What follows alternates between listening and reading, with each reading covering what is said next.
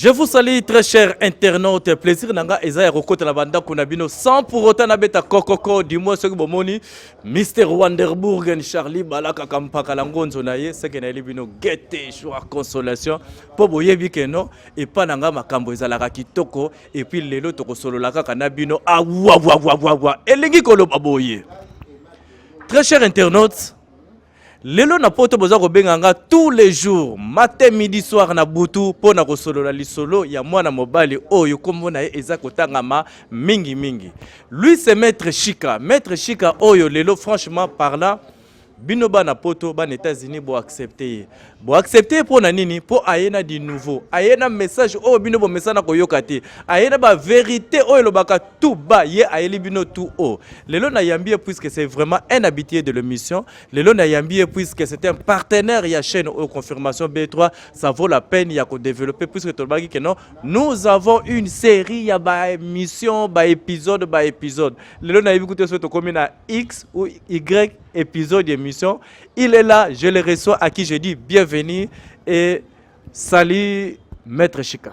Oui, salut Papa Charlie et puis salut na Montunion Sozai Kolanda Biso Siko. Bonsoir ou bien bonjour Nathaniel Soro Bosili Kozala partout au monde. Na seperana qui comique tisanayo, tu es timide, tu es humble, tu es charismatique. Attends, na bande mission dans la show puisque moi je suis showman. Mais ce n'est pas na mbala moko au dozaranga. Maître Chika plaisir nanga eza encore une fois ya ko recevoir yo. Na plaisir makasa ko yamba yo puisque non seulement nazwara oyo zala on nazo transmettre na ba téléspectateurs mais nga moko pe na ka bénéficiant ya ba makambo ebele oyo lobaka puisque très cher internaute moi je suis quelqu'un de l'intelligence nga na linga ba réflexion moko ya intelligence na linga ka du nouveau alors moi la mobali o soki na yambie le plus grand serviteur de Dieu o soki na yambie na santara pena que non abakisaka nga facteur oyo nga j'aime beaucoup c'est l'intelligence.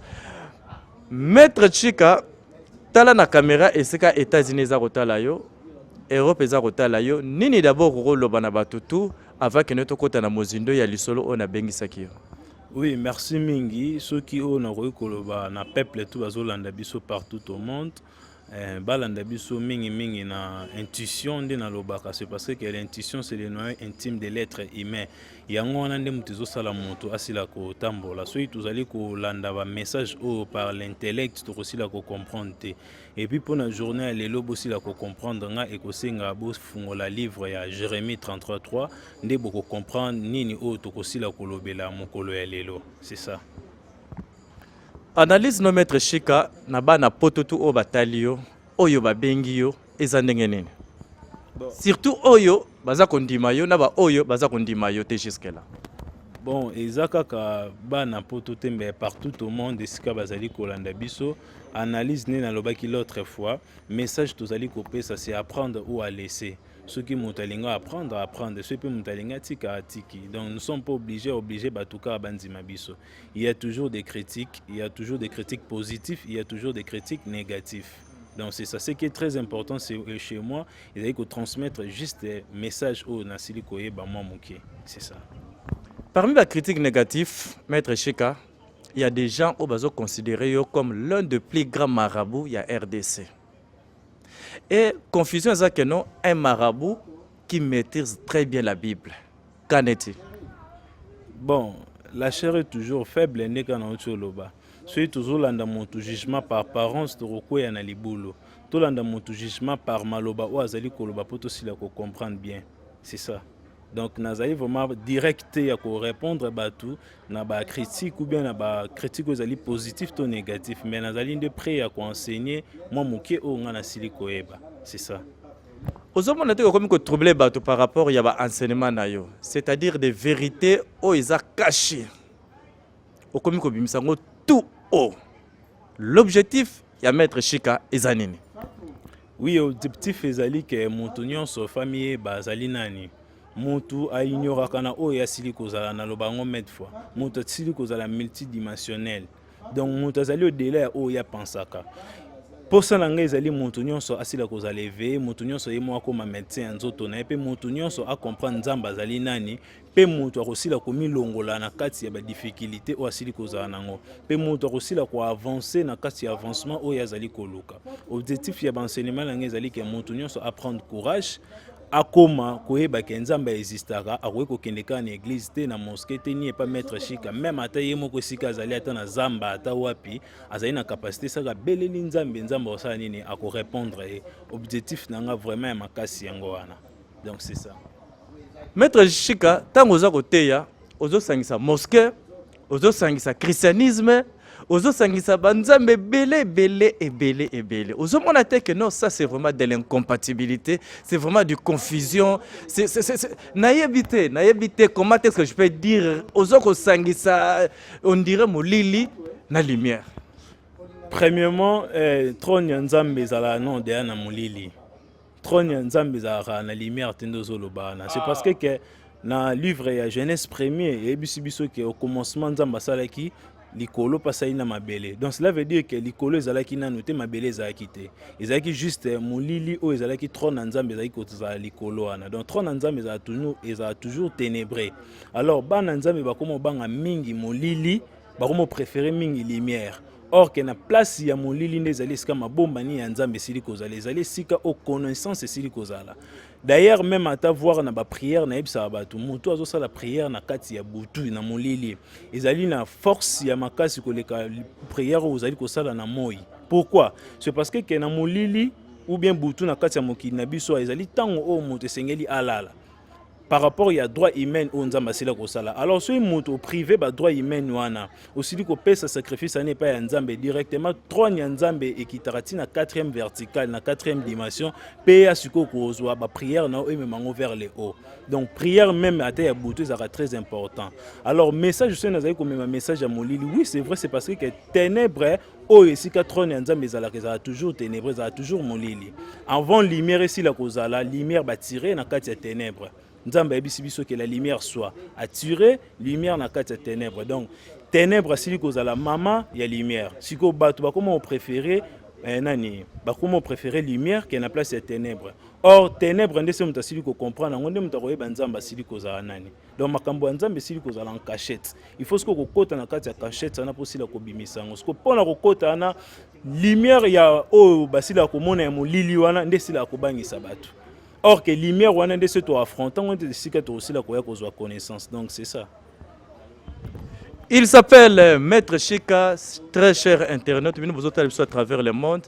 Aina bansenement ba makambo peut-être yokana noté, peut-être pas yokana ndenge ya tuba mais ye azo bango tout o.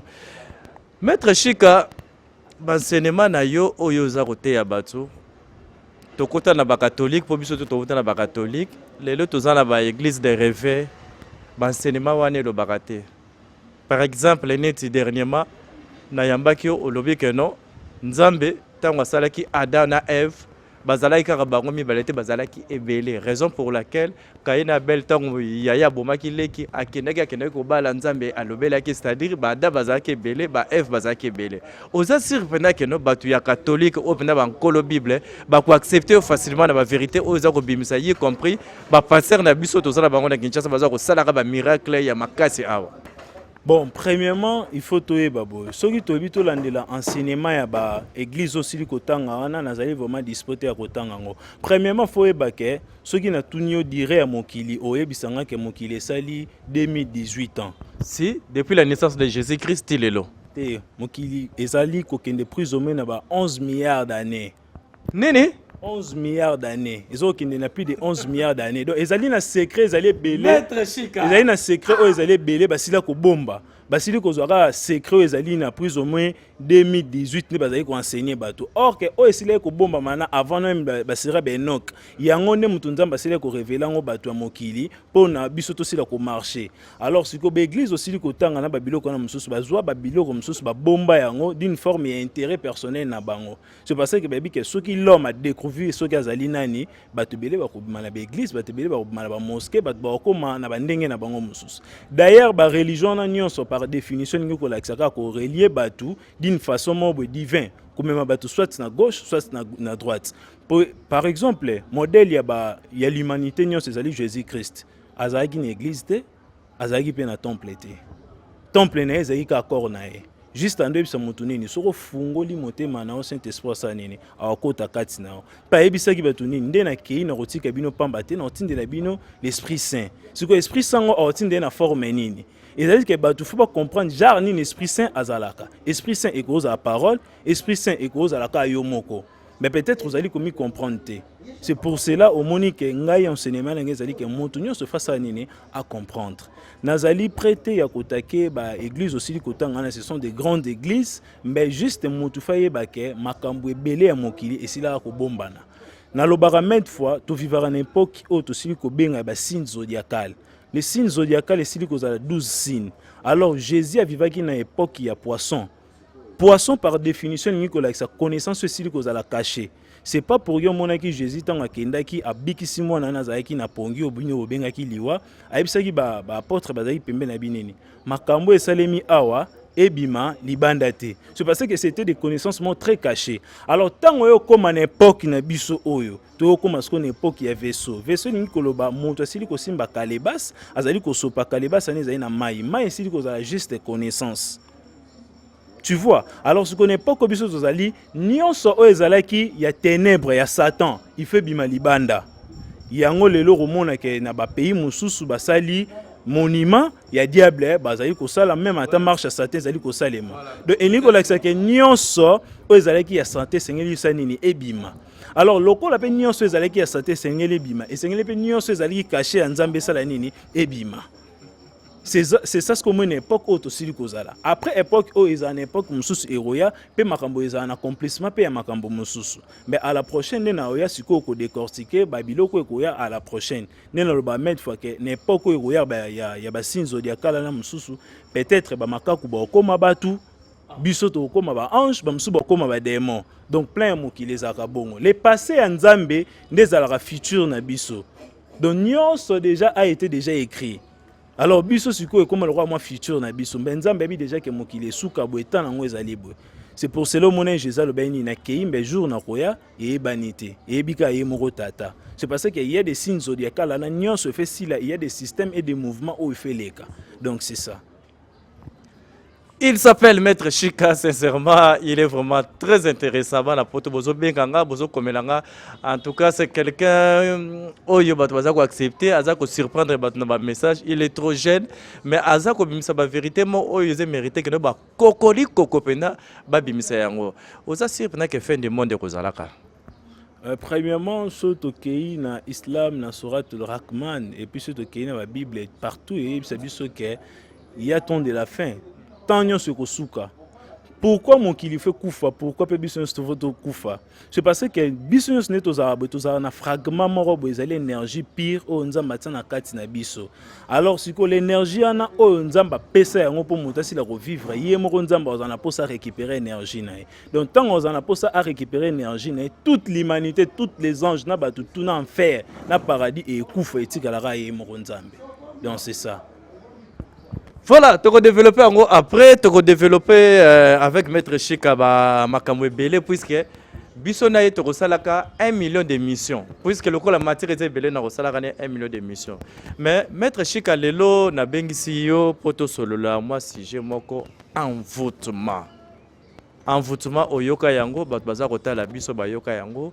Po na yo na lingo pesa nga définition ya envoûtement, te conception na yo, makanisi na yo po na mo envoûtement ezane.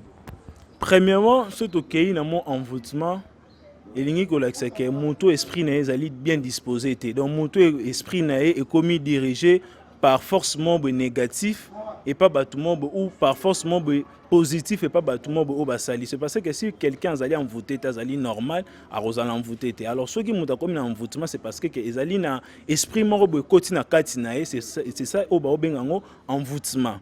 Alors envoûtement ezali na ba bronche ebelé, pe ezali na ba poche ebelé. Ba tebelé peut-être ba yo kaka envoûtement, ezali envoûtement. Nous avons presque plusieurs sortes d'envoûtement, mais par rapport il y a minutes pe ya temps na kolobela 3 sortes par définition. Tangela biso 3 sortes ya envoûtement. Premier envoûtement tozali na envoûtement minaire. Deuxième envoûtement, tu as un envoûtement majeur. Troisième envoûtement, tu as un envoûtement collectif. To bana na envoûtement mineur. Ekilakisaka nini nini yango eza kocaractériser envoûtement mineur. Bon, envoûtement mineur, par explication le plus facile, bandeko bazolandanga peut-être bandeko basi basilikate pour na opesa explication par rapport na bango. Si est arrivé que moi Simon bazali na ba période inae et là au moins bosso eza pire. Ça est asimbe lo ko na directement lo ko na ko ko mape empire. Mais et comme empire pendant tembelete et comme empire pendant quelque temps. C'est parce que ça l'est mis involontairement. C'est ça l'envoûtement mineur. Envoûtement mineur, ils allaient envoûtement où ils allaient involontairement. Par d'autres exemples, et quoi arriver que mutumo ba auto ça ba pratiquement au kit ya mabe côté négatif et ça arrivait que yozo okuteni na tongo bo pesa ni mbote. Alors ba force négative wana tellement za non énergie ana ton pesa ni mbote et se transmettre directement et pas na yo. Tant on se transmettre directement pas na ça arrivait que OK journée na mobimba au sali cop mbe au zimbongo te. D'où au monde que journée na et marché comme il faut te. Et ça lipe envoûtement mineur. Mais envoûtement mineur ils ont atteint belete. Pourquoi? C'est parce que yo yeba quitté un souper féticheur ana pe ayeba quitté. Ça peut aussi arriver que ndenge zali bo mutumo pa bande ko sambela yo ebi ba genre ba prière o sala te oyemba motemi na simo bandi pe ko sambela na ye. So azali na envoûtement moko boye mineur directement envoûtement na pe e okota na kati na yo. Il faut éviter ko okuta mutazo sambela po sambela na ye. Avant o banda ko sambela nzambe mo alobi avant sambela nga fo yeba ngait. Comment fait-il papa Charles ça la prière na nga na bibita prière na te directement na temi na sima. C'est parce que mutakolo ba au nom de Jésus mais il y a plusieurs Jésus. Dans la magie rouge, il y a aussi des Jésus, il y a aussi des Salomon. Donc il y a plusieurs Jésus, il y a plusieurs Moïse. C'est ça, c'est pour cela qu'avant, tu même la prière à mon tour, il faut y avoir la prière. Donc, on est arrivé que mutumo ba osambela yo na simanae directement ba force négative ane koti katina yo. Envoûtement mineur ba ko se la prière te et ko longwa nango. C'est parce que qu'ils allaient le membre ba tinga ngwe pa mutu te ça le membre semi donc par coïncidence. Il y a un envoûtement mineur. Mais il y a aussi des envoûtements mineurs où ils sont très puissants. Par exemple, surtout mon exemple, il y a l'Arche de l'Alliance. Donc, il y a l'Arche de l'Alliance, il y a l'Arche de l'Alliance, il y a qui arrivé que Bela et puis il kufa. Tant que bamona ba magoro de bandi ko manakati ya mboka na balbi oh comment fait-il que depuis to yaki na arche de l'alliance oyo tozali kaka kokufa bazali kozwa ba malade le plus rapide ba sage ba grand mange ya mboka na ton ba yo sala ba voyage astral ba sali ba calcul ésotérique na ba comprendre que non arche de l'alliance oyo ezali pire. Mboka na biso ezali impire. C'est pour cela que force ezali on a tellement ezali forcément divin ndé ezali ko frapper biso tozali ko zwa ba sort oyo. To sala nini basili ko zwa des cheval ba che arche de l'alliance wana bazongisi yango. Tant bazongisi yango sans que ba sala ba prière, sans que ba sala ba pratique, ba tout bazali ki na ba problème wana, ba problème anesilaki. Mais ça ki envoûtement mineur. Tant on kaka arche de l'alliance wana ekei. Alors si tant où yango esili ko kende malamoko envoûtement mineur pe sili ko sa nini ko kende. Donc envoûtement mineur ba ko se la prière te ekoki ko kende et ou me la répéter c'est sali trop et ça la plus ou moins 72 heures c'est ou mais na 72 heures et ko ça la plus ou moins 7 jours et ko ina ngoko kende. Voilà, on a tout le bela envoûtement mineur, c'est que le bela yaya na bango c'est-à-dire envoûtement majeur. Oui, envoûtement majeur par définition to ko lo baboy. Bandeko bazolanda ngai bo excuse nga ndi nazoloba bo excuse nga trop ndi nazoloba na lingala c'est parce que nazali vraiment na posa ba peuple nyonso basila ko comprendre nyonso o tozali koloba. Alors envoûtement o esili kozala majeur esili kozala nini ezali envoûtement o ezali désigné par quelqu'un d'autre o mutu atindeli yango mutu. C'est pour cela que nous avons forcément majeur. Pourquoi nous avons forcément majeur? Ils ont dit que Moutoune alobi que par exemple Bobo Melangai maître Chika. Il y a un aspect comme forcément majeur, c'est parce qu'ils ont soutenu par quelqu'un d'autre. Si que mineur n'est qu'un aloba qui n'est qu'au par erreur beaucoup de motu. Mais si que majeur n'est qu'à la motatindi. Par exemple, maître Chika a zolé canabé mission azali ko défendre moi bien. Il faut ce que ça n'est pas écrasé. Bon, ça va. Le Colanda Zana, to bois qu'il est malade, il na gorge. Ou bien to bois qu'il est mbassou. Ou bien n'engazana to pèse un mot de tête. bakiye pa ya gourou moko boye azali kosala ba force négative. C'est parce que tous les envoûtements ezalaka positif te ezalaka négatif. Ezalaka positif mpona mutu oyo aye kosalisa mosala wana. Mais envoûtement nyonso ezalaka positif te ezalaka négatif. Pourquoi ezali négatif te? Parce que ezali lié na divinité ya Nzambe te, ezali demande par Nzambe te. Alors nyonso oyo ezalaka na volonté ya Nzambe te par demande ezalaka nyonso déjà négatif. Donc c'est ça. Alors si que tant ou déjà ngana okende pa nganga moko bobe batu mo ba ke pa nganga ou bien pas féticheur mo ba bino tozali na posa mettre chika gorge na e marcher li sous-souté. Nganga rosala ni na retracer cercle pour na protection na e. Tant a retracer cercle a robelela na kombo na ngai emsusu ya mettre chika. Que emsusu o ezali mettre chika premièrement nganga activa non foi pas zali na ba dimension belé mais on l'obla plus ou moins 4 dimensions azali na dimension physique o ezali ya corps physique azali na dimension éthérique o ezali na corps éthérique azali na dimension astrale o ezali dimension astrale azali na dimension o ezali mentale ezali dimension ya monde réel 4e dimension a ko activer yango alobi ke o ezali vraiment mettre chika et tant ko activer a beleli ngai tant ko belela ngai directement ton présence tango koyana atindi mba moko malédiction na directement sortilège na esa nini e koti kati na ngai mbala mo ngai pe envoûtement ne se nini ezwi ngai soki naza na protection te na occupé par ignorance na omonaka maladie mo ezwinga emsusu maladie mo bona mo nango normal mais comme maladie mo déjà un mystère. C'est parce que loko nyonso babwaka na kati ya molili et se manifestaka na corps physique na biso. C'est parce que corps physique na biso nemte posséder tous les 7 corps subtils.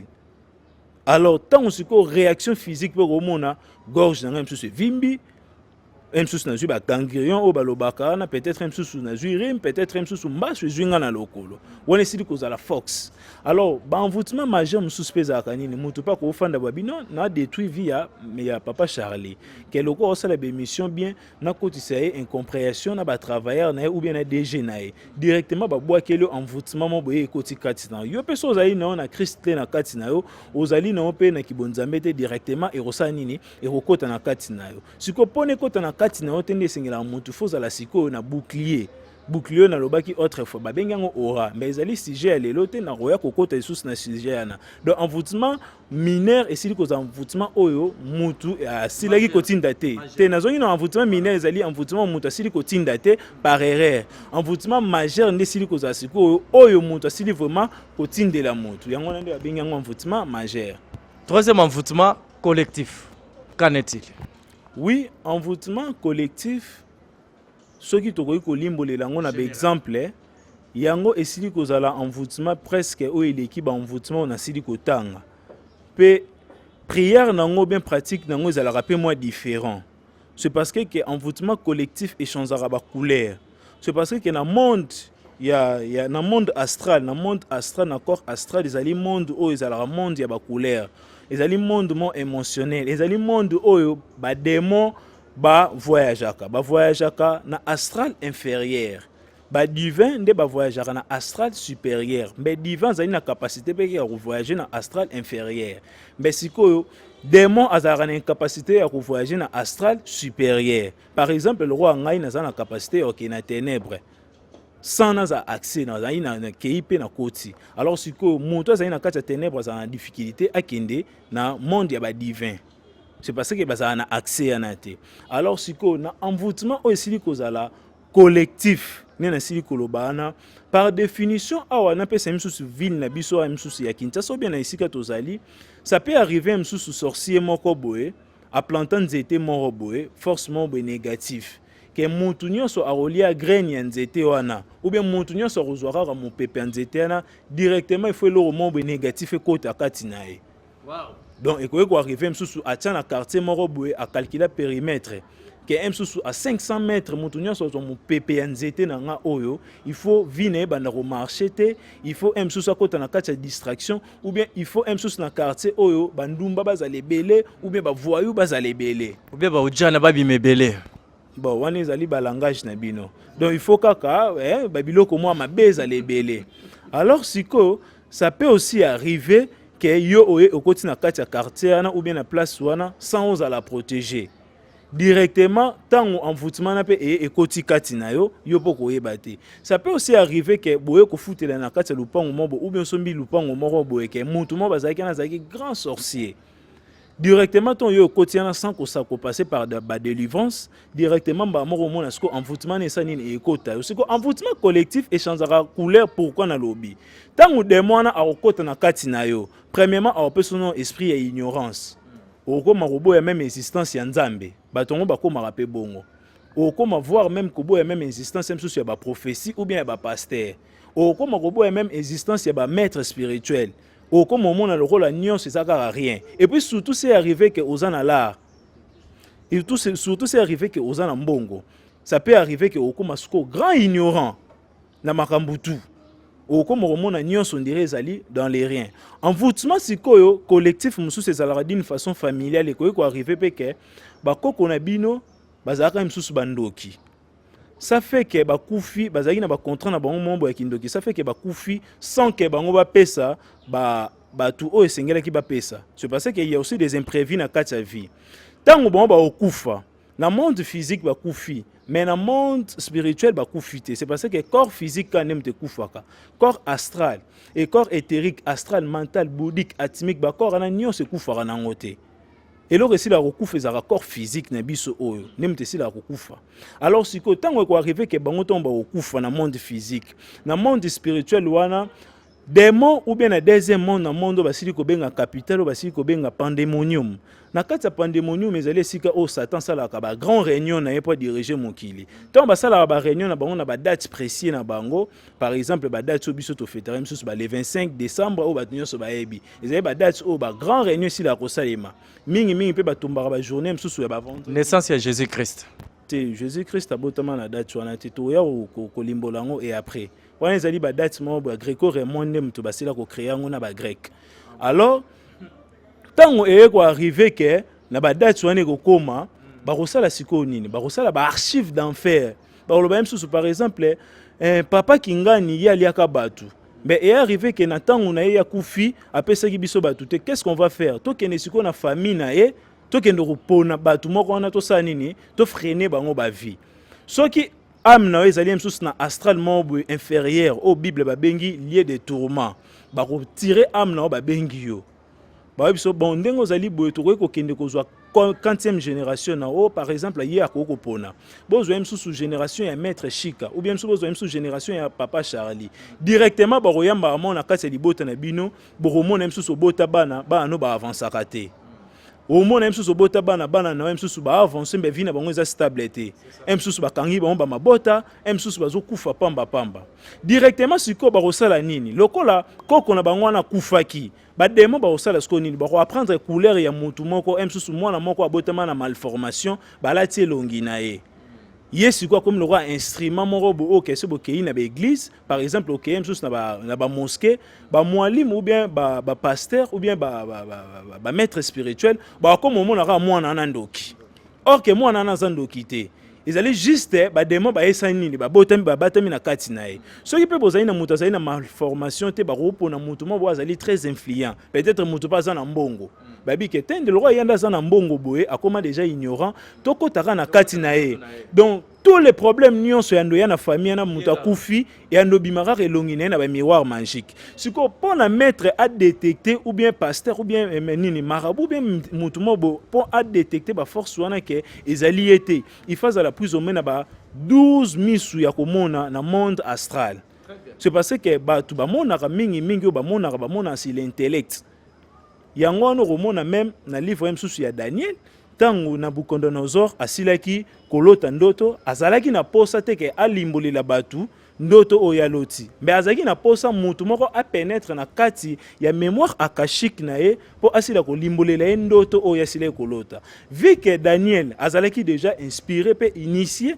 déjà na makambo wana directement au mona ba majo bazalaki vis-à-vis ya Nabucodonosor bande ko pesa juste sur le plan intellect. Alors Daniel Ndazagi na capacité à pénétrer siko na mémoire akashique pe ko kende ti na ba monde astral supérieur pour asila ko yeba ko limbolela ye ndoto na esengela kinini. Donc cela veut dire que mutu avant sila ko mona voyance wana ou bien mutu avant mona eloko wana esengela mutu pas en dimension spirituelle moko très élevée. C'est pour cela siko mona na kati ya envoûtement collectif ndezali sika ba famille ezali ko panzana. Ndo mona kemsusu bakangi papa ndoki ou bien bakangi mwana ndoki mais yazane ndoki te bazali juste ko subir kaka ba force wana. C'est parce que na deuxième monde o babengi monde pandémonium monde d'enfer ba protéger ka nyonso o ezali intérêt na bango. Ceux qui bamoni que non na kati famille oh nous avons beaucoup des intérêts autour ko zwa ba kokuma sko ko changer ba couleur ne na lobaki ba kokanga maître Chikandoki ba kokanga papa Charlie Ndoki ba do bazo changer kaka ba na kati ya confusion mais ko kozala msusu racine ya mutu moko ne mutezali base ya biloko wana. Alors siko na kati ya désenvoûtement ya envoûtement collectif ceux qui peut mutu sili ko remarkango babima yo moko te esengeli faut bima bino nyonso. C'est ça, c'est parce que so le bi obima yo moko soki yo moko bimi vu que ata bana na lo bako bazali lié na sang wana na racine wana bana na pe ba ko vivre même submission. C'est parce que na enfer où Satan azala ne na pose ya nzoto mutu te batunde ba yeba oh Satan lié mutu lokolo o abomi mutu non Satan zala na pose ya makila mutu. C'est ça à moi na mutu Satan zala ngo posa po akene ko kufa nango na jour ya suka ensemble. Il s'appelle Maître Chika, Tobaniko Komanasuka. Je sais que non, prochainement, Toroyambayo, puisque nous avons encore un sujet très très important. On va parler de la masturbation. Mais ça sera la prochaine émission. Torozulongo pendant émission Mobimba pendant 30 minutes. Tout solo mais une toute question, une toute dernière question, il y a curiosité. Ngana on a batwaza kotala baebi ke ozatona na période moko boeza trop glissante na RDC élection. C'est pas une émission à politique, mais ça vaut la peine de le puisque politique a tout s'occuper d'un côté, il y a un qui s'occuper d'un autre. Tout le monde a battu sur moi dans la Kina Awa, impact à danger, majorité plurielle, très influence, mais à passer dans l'élection boye a gagné. Et cause à la nini analyse il y a likamwana par rapport il y a auto envoûtement Maître Chika. Oui, premièrement, c'est pas une question. Bien sûr qu'ils ont un sujet vraiment, nous sommes obligés à Kolobelango. Ceux qui ont accordé quelques minutes pour nous c'est parce qu'ils n'ont répondre direct. Premièrement, sur le plan, il y a vote ou il y a élection, il y a poser ma candidature, quel que soit dans domaine tout, être ignorant. Et puis, il y a échec un peu insolent. Pourquoi on a dit que c'est insolent et si on a échec et singularité zala, mais ezali. Pourquoi? Partout dans le mokili ou bien dans le village, dans le mboka, il y a des races ya batumo be babenga bango ba Paul. Ba Paul wana esili koza banani. Ba Paul esili koza la ba grand prêtre. Ba grand prêtre il y a bambongo te ba grand prêtre sur le plan spirituel. Premièrement, ceux qui na christianisme ezali na kati ya mboka wana bien na kati ya village wana. Ceux qui chrétiens moko azali supérieur dans la spiritualité que tous les chrétiens, il y a un asili kozala Paul, il y a ba chrétien. Ceux qui asili kozala catholique moko asili kozala supérieur, il y a ba catholique nyonso, il y a un asili kozala Paul, il y a ba chrétien. Ceux qui pezali na magicien moko asili kozala supérieur, il y a ba magicien nyonso, il y a un asili kozala Paul, il y a ba magicien nyonso. Alors nous avons plus ou moins trois sortes de Paul ou plusieurs sortes de Paul. Premier Paul les ali Paul physique. Par exemple, ceux qui ngai maître Chika na sili kozala maître ya ba magicien nyonso ya kati ya mokili na biso ou bien na kati ya village wana nganem na sili kozala représenter ba magicien na nyonso na sili kozala Paul na bango. Na sili kozala Paul na bango. Alors mutu siko avant à la élection ou bien mutu avant qu'il ne ko postuler ou bien mutu avant asomba même à tandi quelque part et ko sengana mutu wana aya ko mona Paul wana sur le plan physique a posé problème na ye. Que par exemple, ngaine nazali boye, nazali na posa na postulé. Il faut zala na harmonie na Paul ou asili kozala physique, religieux. C'est parce qu'il y a des pôles religieux et des pôles non religieux na kokoma. Il faut zala na Paul ou azali religieux, ça azali chrétien. Il faut qu'il ne koluka Paul ou asili kozala chrétien et chef ba chrétien nyonso. Ceux qui asili kozala ne mutu mo be croyant a koluka par exemple prêtre catholique ou asili kozala Paul yaba il y a des catholiques qui sont ça c'est que la magicien et c'est n'est pas qui ne koluka Paul wa kozala prêtre ya ba magicien na nyonso. Alors ce que c'est que kutana Paul wa sili kozala religieux Paul asili kozala religieux, il faut que na deuxième Paul ou kozala isusu religieux sur le plan physique mais sur le plan spirituel. Par exemple, Paul asili kozala religieux et pas msusu ya bakimbangiste exili kozala msusu kimbango. Esenge na mutu wana par exemple amema siko kende kokuta na kimbango asili kozala religieux. Tu vois?